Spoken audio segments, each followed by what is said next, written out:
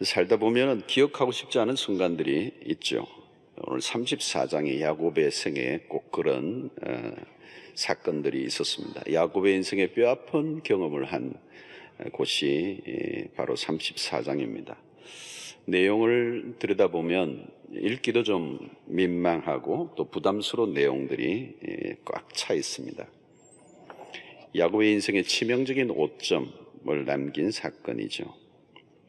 일반적으로 사람에 대한 전기를 우리가 다룰 때는 아마 이런 부분은 생략하고 넘어갔을 거예요. 그러나 성경은 건너뛰지 않고 굉장히 디테일하게 기록을 하고 있습니다. 야곱은 이 번엘 이후 하나님을 만나고 형 에서와 극적 화해가 일어나고 또 귀향의 길을 가다가 갑자기 숫곳이라고 하는 곳에 집을 짓고 살다가 다시 세겜이라는 번화한 도시에 장막을 치고 정착하게 되죠. 우리 지난 주일날 살펴보았던 내용입니다. 여기서부터 문제가 시작이 된 것 같습니다. 오늘 1절에 보면 디나가 그 땅에 딸들을 보러 나갔더니 그랬습니다.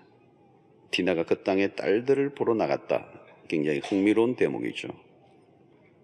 디나는 이 젊은이들이 많이 붐비는 그런 번화가 사람들이 모이는 곳으로 간 것 같아요.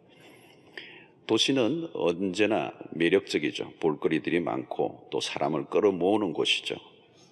호기심이 많은 이 디나는 전형적인 틴에이저로 보여집니다. 그래서 유행에 민감한 나이죠. 그 땅에 딸들을 보러 나갔다. 여자아이인 것 같아요. 여자아이들 특징이 자기만이 아니고 다른 사람의 외모, 다른 사람의 어떤 유행에 굉장히 민감한 나이입니다. 무슨 옷을 입었나, 가방은 뭘 들었나, 신발은, 주얼리는 이렇게 관심을 가지고 있죠. 특별히 도시 문화는 비교 문화입니다. 나만 잘 입고 다니는 게 중요한 게 아니고 이게 유행에 맞나, 이게 굉장히 중요한 이슈죠. 특별히 또래, 이 시대는 이 나이는 또래 문화가 있는 거죠. 자기 또래의 문화를 보고 싶었던 것 같아요. 디나는 갑자기 도시에 나오자 이방인 것 같은 느낌이 들었을 것입니다. 일종의 문화 충격이죠. 도시의 패션들을 이제 구경하는 것들이 참 즐거웠을 것입니다. 디나는 우리가 잘 알고 있는 것처럼 뼈대 있는 하나님을 섬기는 가정이죠. 그의 정조 할아버지가 아브라함입니다. 자, 그런데 지금 이제 세겜이라는 이 세속 도시 안으로 지금 들어왔어요. 그리고 이 세속 도시에서 뿜어내는 이 문화 안으로 지금 빨려 들어가고 있는 모습을 우리에게 보여주고 있습니다. 야곱의 딸 디나가 그 땅에 딸들을 보러 갔다라고 하는 이 부분에서 우리는 예사롭게 이게 보고 넘어가면 안 되는 거예요. 이방의 문화에 흡수되어져 가는 과정을 소개하고 있는 것입니다. 디나가 처음부터 무슨 나쁜 동기를 가지고 그 딸들을 보러 간 것은 아닐 거예요. 그러나 디나는 친구가 필요했을 것이고 또 그 땅에 친구들을 사귀며 그 세겜이라는 도시의 문화에 자연스럽게 빨려 들어갈 수밖에 없었다는 것을 우리는 짐작할 수가 있습니다. 이 도시의 문화라고 하는 것은 그 안에 편리함과 함께 이 소비주의, 또 그 소비주의 안에 향락주의가 같이 숨어 있는 것입니다.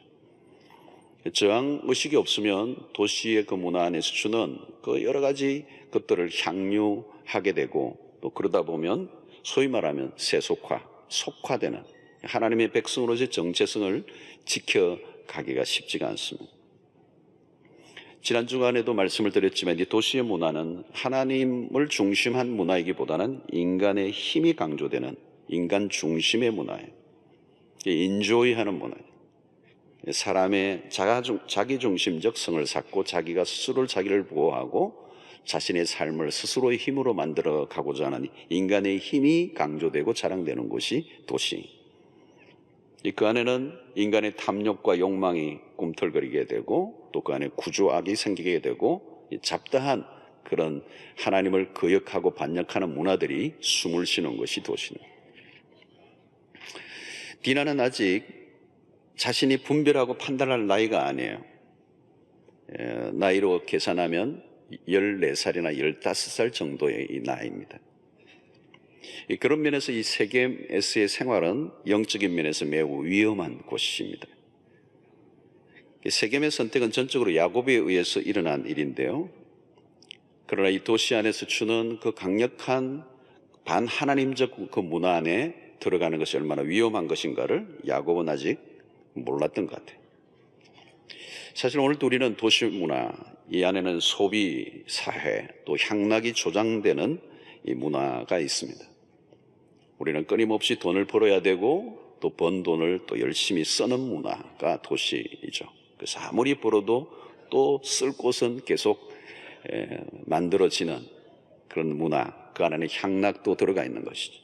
땀 흘려 일을 하고 그 일을 한 것에 대한 보상을 또 향락으로 또 채우고자 하는 그 문화들이 이 도시 안에는 자연스럽게 형성되기 때문에 영적으로 전쟁을 치르지 않으면 세속의 힘이 우리를 가만히 두지 않게 하는 것입니다.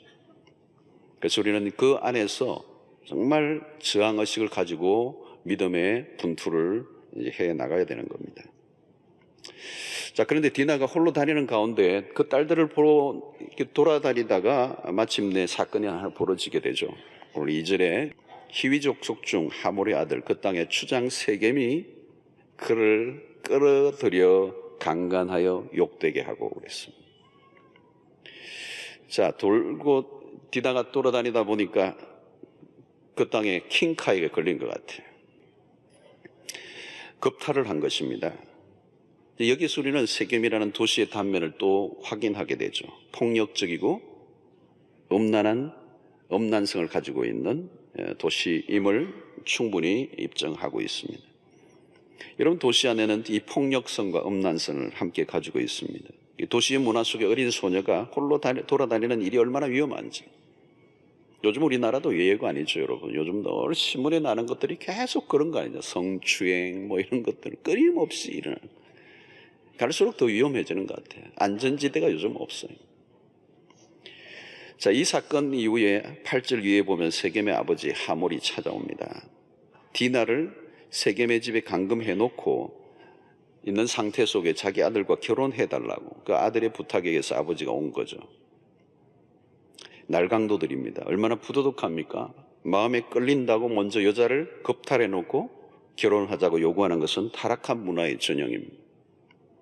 성이라고 하는 것은 언제나 결혼 이후에 결혼 관계 안에서 인격적인 교제 속에서 스텝이 있잖아요. 그래서 결혼을 하고 그 결혼 관계 안에서 성이 허락되어야 하는데 성관계, 결혼 관계 이전의 성, 결혼 바깥에서의 성, 이것은 타락한 문화의 전형인데 오늘 이것은 굉장히 강제적으로 추행을 한 것입니다. 그런데 이 아버지가 와서 전혀 오늘 본문을 보면 그 잘못된 행동에 대한 사과는 보이지 않아요.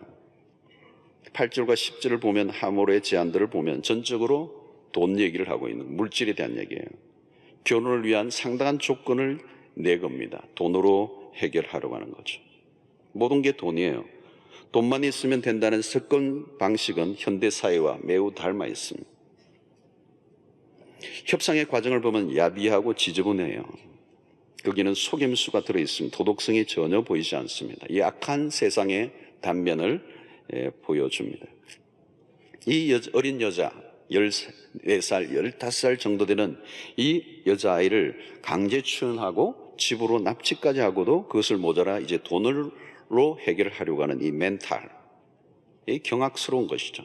힘의 논리, 돈의 논리만 있고 공의, 정의가 보이지 않습니다.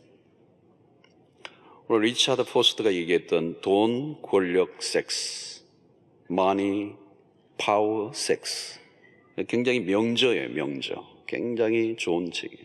오늘 현대사회에 오늘 우리의 모든 세속 도시 안에서 쥐고 있는 강력한 세 가지 힘을 얘기하는 거죠. 영향력을 얘기하는 거예요. 이 세 가지 토픽이 오늘 세상의 모든 것들 안에 문화 안에서 강력하게 지배하는 하나의 힘이.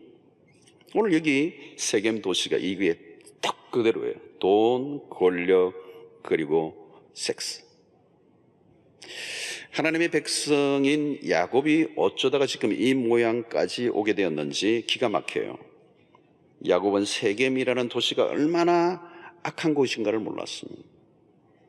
그리고 도시가 주는 그 파워, 그 세속적 힘이 얼마나 강력한가를 야곱이 몰랐던 거예요.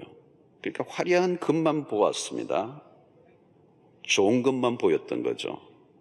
영적 분별력이 없었던 것입니다. 그곳에 우리의 영혼을 빼앗아갈 만한 숨겨진 유혹들이 얼마나 많은가를 알지 못한 것입니다. 여러분, 우리가 이 도시 안에서도 마찬가지입니다. 영적인 민감함, 영적인 촉수를 예민하게 하지 않으면 오늘 현대 사회가 주는 이 물질 중심의 눈에 보이는 문화, 이 향락의 문화, 이 세속의 문화 안에 나도 모르게 조용히 적응되고 흡수되고 타협하고 빠져들어가고 마는 거죠. 자, 여러분, 이 디나의 사건에 대한 야곱의 반응이 어떻습니까? 야곱이 그 딸 디나를 그가 더럽혔다 함을 들었으나 자기의 아들들이 들여서 목축함으로 그들이 돌아오기까지 잠잠하였고 그랬어요. 이해가 안 돼요. 이 아버지 맞아요? 특별히 외동딸입니다. 어떻게 이렇게 잠잠할 수 있을까?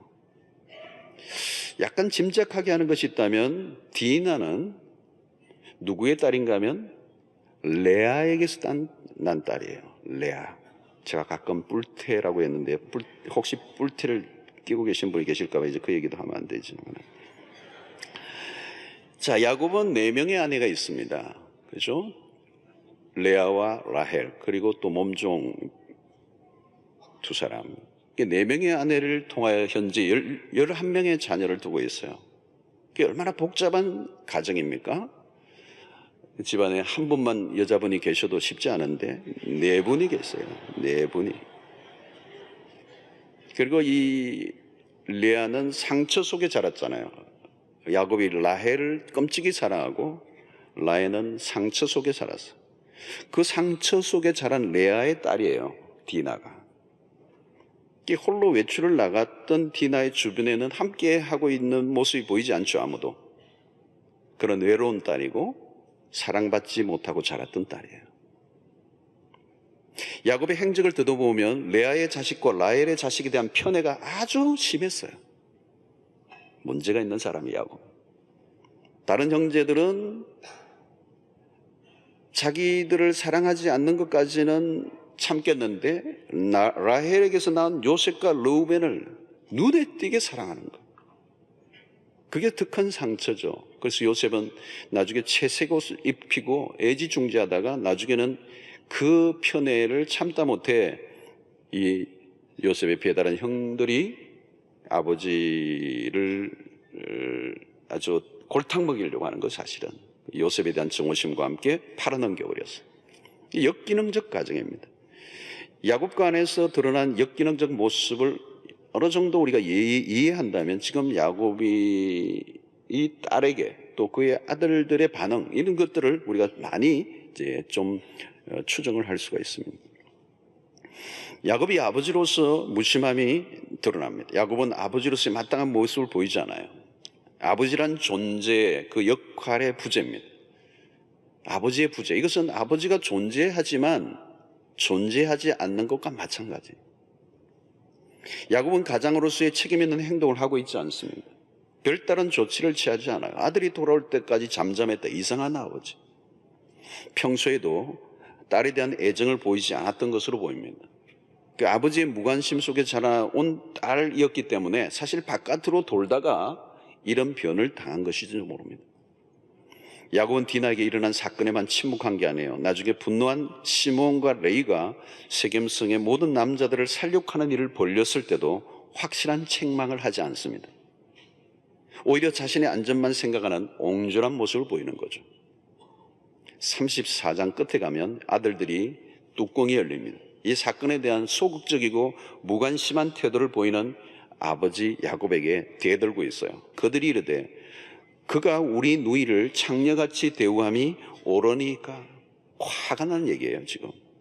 그래서 가정 안에서 마땅한 리더십을 발휘하지 않고 있는 이 일들이 어쩌면 오늘 이 가정의 이 어려운 사건을 만들어낸 요인 제공이 되었을 것입니다.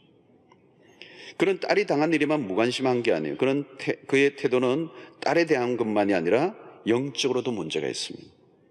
하나님 백성에 대한 세겜족의 범죄를 범죄는 그냥 둘 수 없는 치명적인 사건임에도 불구하고 침묵한다는 것은 야곱이 영적 분별력을 잃어버리고 있다는 것을 우리에게 말씀하고 있는 거예요. 그에 반해서 야곱의 아들들의 반응은 어떻습니까? 거의 광기 어린 행동을 벌립니다. 디나의 4명의 오빠가 있는데 르우벤, 시므온, 레이 그리고 유다가 있어요. 그 중에 시므온과 레이가 행동 대장이 됩니다. 이 시므온과 레이가 누굽니까? 디나의 같은 배에서 낳은 친오빠들이에요. 이들은 세겜성을 쑥대밭으로 만들어버리죠.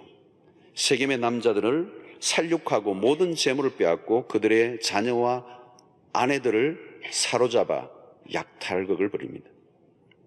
이 오빠들의 분노는 정상이죠. 사실은 분노 자체는 정상이에요. 마땅한 반응이지만 여동생이 기가 막힌 다격 때문에 분노하는 것은 사실이지만, 그런데 문제는 이들이 세겜과의 협상 과정에서 거짓말을 하며 도가 넘는 행동을 합니다. 특별히 그 땅의 모든 남자들이 다 할례를 받아야 비로소 동생을 줄 수 있다고 말하죠. 일종의 계약을 하는데 속임수였습니다. 할례를 받게 하고 그 남자들이 할례를 받게 하면 그 틈을 타서 다 죽이려고 하는 계획이죠. 그래서 사흘째 되는 날 할례 의식을 행하게 하고 사흘째 되는 날 가장 고통이 심할 때 행동 계시를 통하여 그 땅의 모든 남자들을 죽이는 대살육극을 벌입니다. 여러분, 할례가 무엇입니까? 창세기 17장에서 말씀하듯이 하나님의 백성들에게 시행하는 거예요. 남자아이가 나고 8일째 되는 날 할례를 행하여서 하나님의 백성됨을 증명하는 상징적인 예식입니다. 이제 야곱의 아들들의 치명적인 실수가 뭡니까? 하나님의 백성이 된 것에 대한 그 상징, 그 영적인 것을 자신들의 목적을 이루기 위한 수단으로 이용했습니다. 할례 의식을 복수를 위한 도구로 삼았다는 것은 그들의 영적 상태를 의심하게 하는 것입니다. 억울한 일을 당하면 분노하게 됩니다. 그러나 하나님의 백성들은 선을 가지고 있어야 돼요. 아들들은 분노를 쏟아내는데 광기예요. 거의 분노 조절이 안 되고 죽이고 약탈하고 사람들을 인질로 삼는 폭력의 신이 임한 것 같아요. 힘으로 디나를 겁탈한 세겜이나 힘으로 그 땅의 남자들 죽인 야곱의 아들들이나 다를 바가 없어요. 오늘 여기에서 이들에게서 하나님의 백성의 모습을 전혀 찾아볼 수가 없습니다. 시몬과 레이는 분노를 주체하지 못해요. 분노해야 하지만 너무 악하게 행동을 했어요. 나중에 야곱이 죽기 직전에 유언하는 중에 시몬과 레이에 대해서 예언을 합니다. 창세기 49장 5절로 7절에 보면 시몬과 레이는 형제요, 그들의 칼은 폭력의 도구로다. 내 호나 그들의 모의에 상관하지 말지어다. 내 영광아 그들의 집회에 참여하지 말지어다. 그들이 그들의 분노대로 사람을 죽이고 그들의 혈기대로 소의 발목 힘줄을 끊었음이로다. 그 노여움이 혹독하니 저주를 받을 것이요 분기가 맹렬하니 저주를 받을 것이라. 내가 그들을 야곱 중에서 나누며 이스라엘 중에서 흩으리로다. 세월이 한참 지난 후에도 야곱은 이 세겜에서의 안타까운 사건을 잊지 못해요. 그리고 그 아들들에게 예언적 기도를 하는 가운데 저주가 섞여 있어요. 폭력에 대한 그 아들의 그 도 넘은 그 분노에 대해서 이 아버지가 기도를 하고 있는 거예요. 여러분, 이들의 분노는 세겜 족속을 향한 것이지만 이 분노의 모습 속에서 우리는 하나님과 연관되어 있다는 걸 알 수가 있습니다. 그들이 심판의 칼을 휘두르는 동안에 하나님을 거역하고 있다는 것을 몰랐어요. 하나님의 심판의 칼을 그들이 대신 쥐고 심판하고자 했던 것이죠. 그런데 그들이 자신들의 감정을 추스리지 못하고 분이 넘쳐 도에 넘은 살인극을 벌임으로 아버지의 기도 속에 저주를 받는 모습을 우리는 보게 됩니다. 우리는 이 속에서 디나 사건에 대한 야곱과 그 아들들의 행동을 통해서 확인하게 되는 것은 무엇인가 하면 하나님을 아는 백성으로서 세겜 사람들보다 나은 것이 전혀 없다는 거예요. 이건 뭘 얘기합니까? 이미 세상을 많이 닮아 있다는 것입니다. 디나도 이미 그 땅의 딸들을 보러 나가며 돌아다니는 이 환경 속에 이미 그 세상에 물이 들어 있어요. 그리고 오늘 이 야곱의 아들들이 세겜의 사람들을 살육하는 이 환경 속에서 그들은 이미 충분히 세상에 닮아있는 모습을 보게 됩니다. 본문을 보면 야곱의 아들들이나 세겜 사람들은 서로 유리한 게임을 벌이기 위해서 이 디나를 두고 아주 혈안이 되어 있어요. 야곱의 아들이 조금 더 나아 보이지 않고 한 수 더 떠요. 안 믿는 이 세겜의 사람들보다. 야곱의 아들들의 거짓된 모습들을 어디에서 본 듯해요? 아버지 야곱을 닮아 있는 거예요. 속이며 살아온 야곱과 같이 아들들 역시 세겜과의 협상에서 기가 막히게 속입니다. 아버지의 부정적인 영향력이 얼마나 뿌리 깊이 내려져 있는가를 보게 됩니다. 야곱은 세겜에서 뼈아픈 실패를 경험하죠. 야곱은 못 볼 것을 보았습니다. 자녀들에게도 못 볼 것을 보여준 거죠. 버넬에서 하나님을 만나고 경험한 야곱으로서는 최악의 수치로운 경험을 하게 되었습니다. 그는 영적으로 한참 뒷걸음질을 친 거예요. 가정적으로나 개인적으로도 후퇴였습니다. 이미 세겜에서 약 10년의 세월을 사는 동안에 그 땅에 충분히 동화되어서 세속의 물이 들대로 들어 있었습니다. 가정과 자녀들을 위한 세겜성의 정착, 사실 가정을 위하여, 자녀들을 위하여 아마 이 세겜에 정착했을 것입니다. 그러나 이것이 그의 인생의 최악의 선택이 되고 말았습니다. 야곱의 최대의 실수였습니다. 세겜 안에 사는 동안에 하나님의 백성의 정체성이라는 것은 벌써 사라지고 말았어요. 딸 디나나 아들이나 그들은 이미 세상에 완전히 속한 자가 된 것입니다. 영적 후퇴는 결국 타락이에요. 그리고 그 타락은 그 삶을 혼란 속에 빠지게 만드는 것입니다. 야곱의 인생에 몰아닥친 이 폭풍은 사실 이미 충분히 예견된 것입니다. 세겜에 정착하는 그 순간부터 이 폭풍은 예견된 것이고 마침내 그 딸을 안타까운 사건을 경험하게 만들고 그리고 그 도시를 피비린내로 만드는 그런 불상사를 만들어낸 것입니다. 자, 오늘 우리는 이 34장에서 대충 그냥 건너뛰어서는 안 돼요. 그냥 지나치고 싶은 내용이지만 그냥 지나가면 안 되는 거예요. 34장과 같은 폭풍이 오늘 현대 도시, 마치 세겜과 같은 이런 도시에 살고 있는 오늘 우리에게도 누구에게나 몰아닥칠 수 있는 가능성이 있기 때문입니다. 우리는 오늘 장과 같은 안타까운, 없었으면 좋았을 것 같은 사건이 일어났다는 것에 긴 한숨이 새어나옵니다.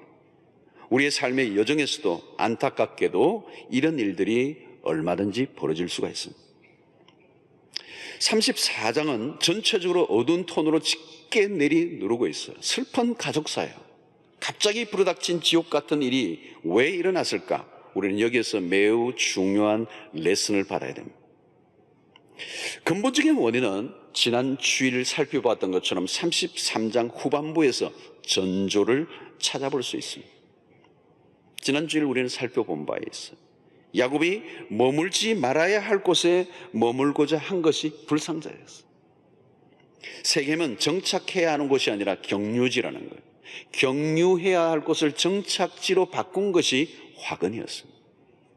처음 숫곳이라는 곳에 집을 짓고 우리간을 지을 때부터 약간 빗나갔죠. 그때만이라도 초기이기 때문에 돌이키면 됐을 거예요. 근데 결국은 더 매력적인 땅으로 보였던 세겜 땅에 정착을 하고 만 것입니다. 아마 야곱은 눈앞에 펼쳐져 있는 부유하고 화려한 이 도시 문명에 아주 매력에 빠져들었을 거예요. 눈이 멀어버렸어요. 그리고 그곳에 제단을 쌓고 엘엘 로헤 이스라엘이라고 부른 것을 보면 겉으로는 순종한 듯 보였지만 사실은 불순종이었습니다. 곧바로 베델로 직행했더라면 세겜의 비극은 없었을 것입니다. 머물지 말아야 할 곳에 뒤섞여 지내는 동안 찾아온 사건이 결국 야곱의 인생의 수치가 된 것입니다. 근본 원인은 야곱에게 있는 거예요. 하나님을 만나고 이스라엘이 되었지만 여전히 아직도 야곱으로 살고 싶어하는 그 모습이 그대로 남아있는 거예요. 야곱은 하나님과의 약속을 한 베델보다 당장 현실에 만족을 주는 그 세겜을 원했던 것이죠. 그는 더 좋은 곳이 기다리고 있는데도 불구하고 당장 눈앞에 좋은 곳을 선택한 것입니다. 우리는 여기서 몇 가지 교훈을 마음에 새겨야 합니다. 신자는 여러분, 우리가 살 곳을 우리가 선택하면 안 돼요. 우리는 당장 보기에 좋은 것을 선택하려고 합니다. 직장을 옮기거나 주거지를 옮기거나 우리는 분명한 영적 이유를 물어야 해요. 왜 옮겨야 하는지, 내가 머물러 있다면 왜 내가 여기 머물러 있어야 하는지에 대한 선택을 분명히 하나님께 묻고 결정을 해야 되는 거예요. 그렇지 않고 단순히 자기중심적이고 육신적인 인간적인 이슈를 쫓다가는 낭패를 당하기가 쉬워요. 대표적인 예가 아브라함의 조카 롯입니다. 당장 눈에 보이는 곳을 쫓아갔던 롯이죠. 여러분, 좋은 곳을 쫓아가면 늘 기름진 곳은 또 있죠. 계속 가죠. 계속 가다 보면 결국은 그것이 인생의 덫이 되는 거예요. 내 눈에 보기에 좋은 곳을 계속 쫓아가면 그게 우리의 인생의 덫이 된다는 거예요. 주님이 원하시는 곳인가? 주님을 섬기기에 최상의 곳은 어디인지, 이런 근본적인 질문 없이 육신적 생각으로 눈에 좋은 곳을 쫓아가다가는 바로 이 세겜, 때로는 롯이 쫓았던 소돔과 고모라의 정착이 결국은 자기 인생의 전체를 실패로 몰아넣는 비극을 맞게 되는 것입니다. 무엇보다도 우리는 외국인과 나그네 같이 살아야 합니다. 이 사람들은 다 믿음을 따라 죽었으며 약속을 받지 못하였으되 그것들을 멀리서 보고 환영하며 또 땅에서는 외국인과 나그네임을 증언하였으니 그랬어요. 여러분, 아브라함은 늘 외국인처럼 살았다는 거예요. 늘 나그네처럼 살았다는 거예요. 정착하지 않았다는 거예요. 여러분, 우리가 극단적 종말론자들처럼 세상과 완전히 격리되어진 등을 치고 살 수는 없어요. 그렇게 살았어도 안 되고 그렇게 세상의 부적응자가 되라는 말이 아니에요. 우리는 세상을 거부할 수 없습니다. 돈을 벌고 생활인으로 열심히 살아야 되죠. 문제는 우리가 마치 세상이 전부인 것처럼 바라보며 살면 안 된다는 거예요. 눈에 보이는 세상이 전부가 아니잖아요. 세상이 전부로 보인다면 신앙의 길을 잃은 것입니다. 성도 여러분, 눈에 보이는 이 세상은 잠깐입니다. 우리가 실수하는 것 중에 하나는 좀 먹고 살기가 좀 좋아지면 영적인 시력을 잃어버리는 것입니다. 눈에 보이는 것이 전부인 줄로 착각하는 거죠. 결국은 세상이 너무 좋아 천국을 바라보지 못하는 것입니다. 바울은 그러나 우리의 시민권은 하늘에 있는지라 거기로부터 구원하는 자 곧 주 예수 그리스도를 기다리노니 그랬어요. 여러분, 바울은 진정한 나의 소속은 하늘이라고 믿었던 거죠. 그래서 하늘의 시민권자. 여러분, 우리는 대한민국 시민권이기도 하지만 대한민국 이 시민권은 금방 끝이 나요. 오래 안 가요. 우리의 진정한 시민권은 하늘에 있어요. 그래서 바울은 하늘 시민권자다. 우리의 시민권은 하늘에 있는지라 그렇게 믿었던 거죠. 여러분, 세상이 아무리 세상에 좋은 것들이 있다 할지라도 천국을 놓치지 않게 되기를 축원합니다. 여러분, 아무리 좋은 게 있어도 이 땅은 천국이 아니에요. 여러분, 더 좋은 게 있어도 너무 좋아하지 마세요. 여러분, 가만히 보면요, 이 세상은 좋은 게 오면요, 좋은 것만 오는 게 아니에요. 안 좋은 것도 좀 따라와요. 너무 좋아했는데 그 좋아했던 게 나중에 보면 그렇게 내가 좋아할 만한 게 아니라는 걸 깨달아요. 우리가 영원히 붙들 수 있는 게 없고요, 우리가 생각할 만큼 그렇게 좋은 게 이 세상에 없어요. 세상이 좋아 세상에 빠져 살면 금방 신앙은 실종되고 맙니다. 정신을 차려야죠. 너무 시선을 빼앗기지 말아야 돼요. 여기에 자리를 펴고 천년만년 살 것처럼 생각해서는 안 되는 거예요. 일시적이에요. 이 땅은 경유지예요. 정착지가 아닙니다. 정착하지 않는 신앙인으로서 늘 하나님의 인도를 구하며 살아가는 삶이 건강한 삶이에요. 여러분, 우리는 안정된 삶을 원하죠. 안정된 삶. 아무 걱정거리가 없는 그런 삶을 사는 게 좋아 보이지만 그때는 영적으로 가장 위험한 순간. 우리가 이 도시 문명은 우리의 힘으로 우리가 뭔가를 노력해서 막 쌓아가죠. 돈과 명예와 권력과 막 쌓아. 그건 뭐예요? 안정을 원하는 거예요. 그 안정을 원하는 가장 깊은 곳에는 뭐가 있느냐면 하나님을 의지하지 않아도 될 만한 안정을 원하는 거예요. 그것이 얼마나 영적으로 위험한 것입니까?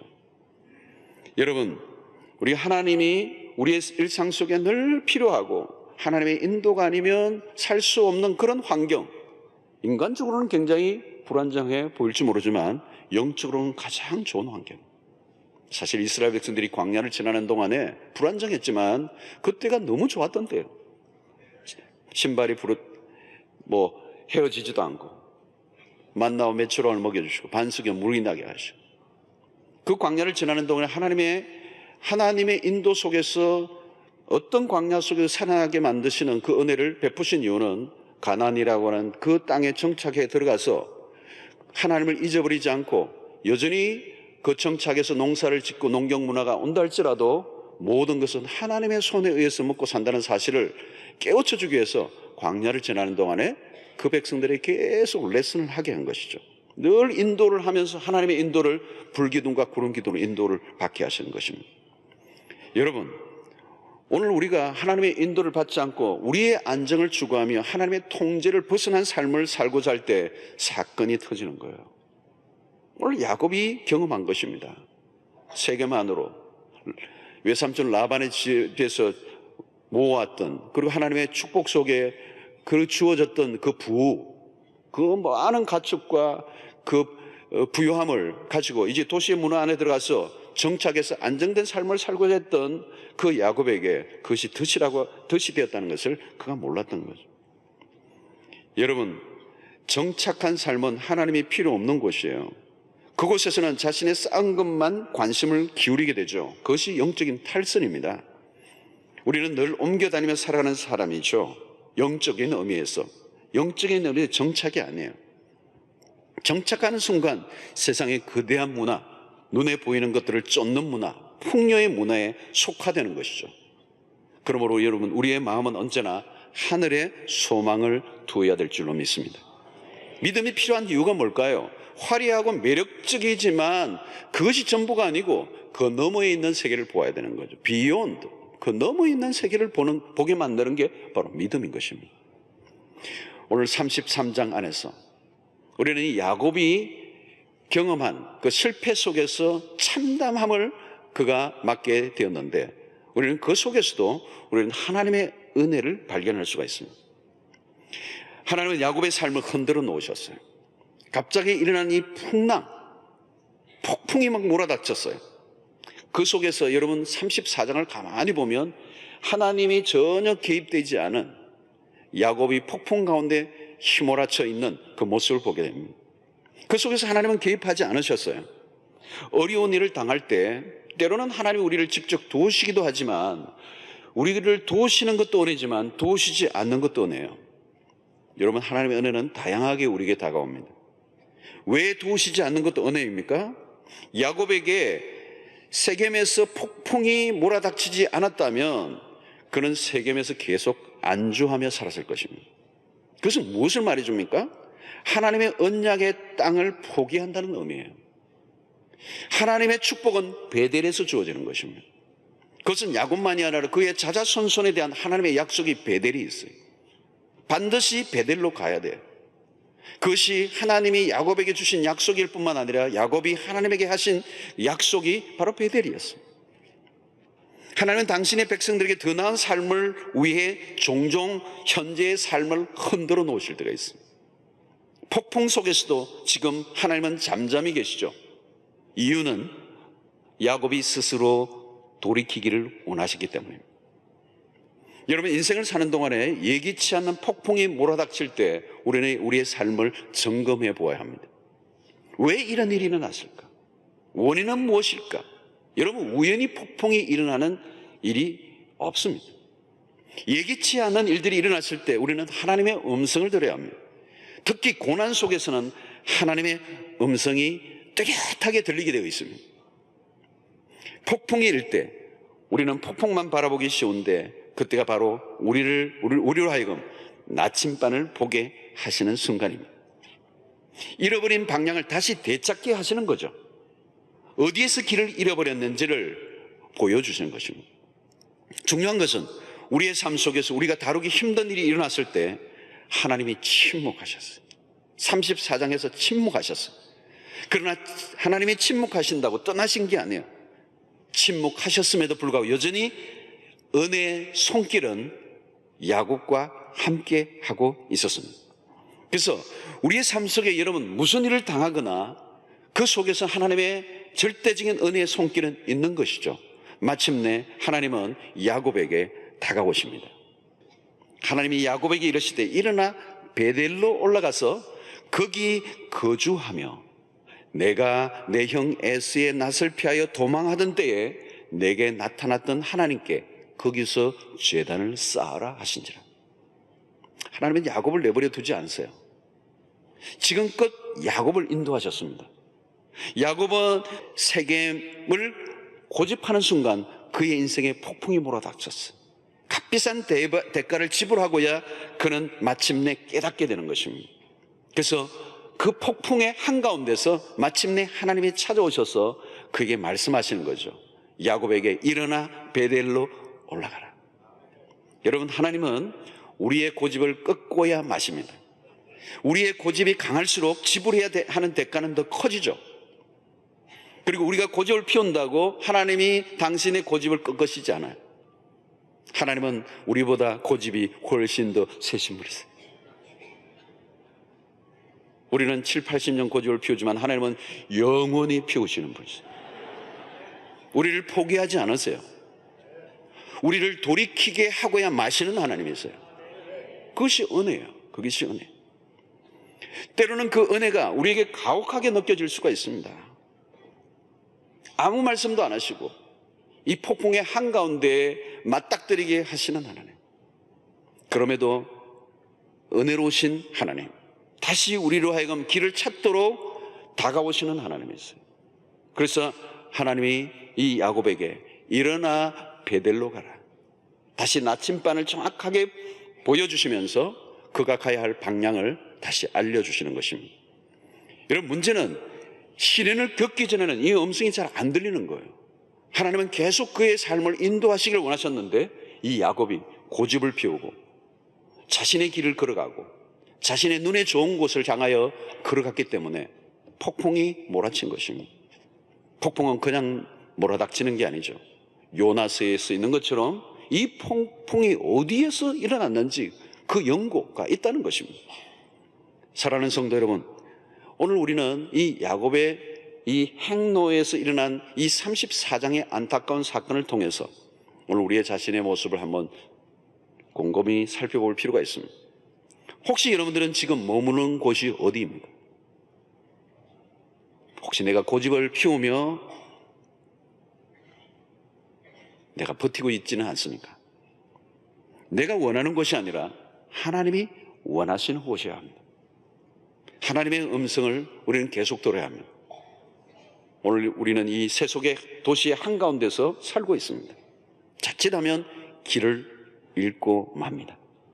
우리의 눈에 현실에 좋은 대로 우리가 쫓아가고 우리를 향한 영원한 본향, 천국을 지향하지 않으면 우리도 모르게 이 세상의 향락과 이 세상이 주는 매력적인 유혹 앞에 무릎을 꿇고 천국을 놓칠 수가 있는 것입니다. 오늘 우리는 끊임없이 하나님께서 우리에게 다가오셔서 말씀하시는 그 음성에 귀를 기울여야 하는 것입니다. 일어나 베델로 올라가라. 이 하나님의 분명한 음성이 오늘 저와 여러분들에게 들려지게 되기를 축원합니다. 이 세상이 전부가 아닙니다.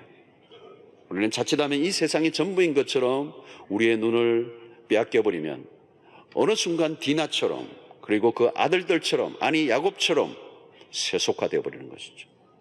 오늘 우리는 한국교회는 이 세상의 문화 안에 깊숙하게 세속화되어져 있는 시대 속에 우리가 살고 있습니다.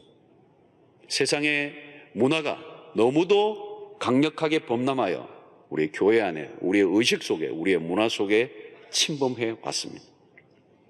길을 잃어버린 사람들이 많습니다. 오늘 이 말씀을 통하여 우리 안에 있는 세상의 물때를 걷어내고 이 세상이 주는 그 달콤함을 우리가 유혹에 넘어가지 아니하고 하나님 우리에게 보여주시는 영원한 본향, 천국을 향한 믿음의 순례길에서 실패하지 않는 하나님의 백성들이 되시기를 주의 이름으로 축원합니다.